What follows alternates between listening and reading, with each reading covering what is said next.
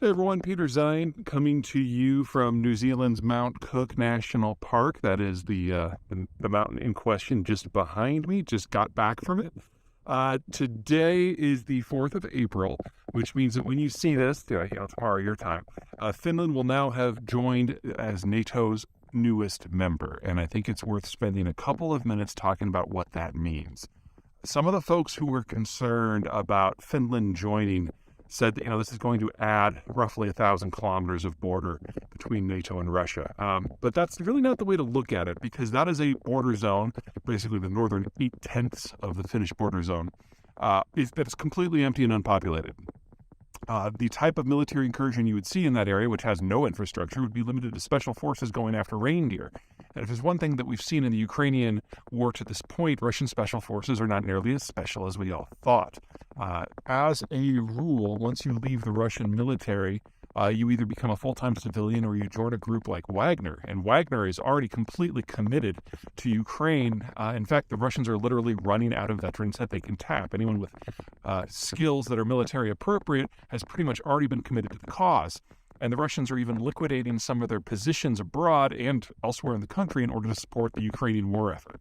So we're seeing air defense troops from the far east and even peacekeepers from Nagorno-Karabakh being relocated back to Ukraine. So the Russians simply don't have the force structure that's necessary to launch an assault on that front at all.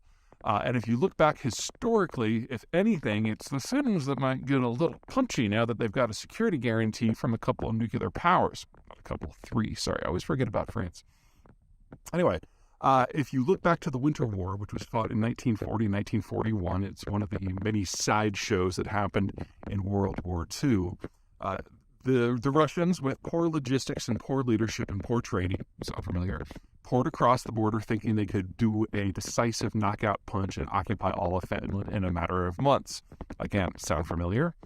It didn't go that way, and the Finns proved that with a generation of intensive training to prepare for one thing, a Russian invasion, you can actually get pretty good.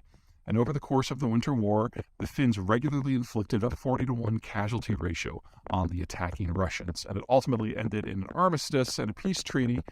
Technically, the peace treaty was very bad for Finland, but once the snows melt, then the Russian forces were able to act like Russian forces and use human wave tactics. And so the Finns realized that they had to settle before the spring really locked in. And because of that, they gave up territory that was home to about a fifth of their population at the time.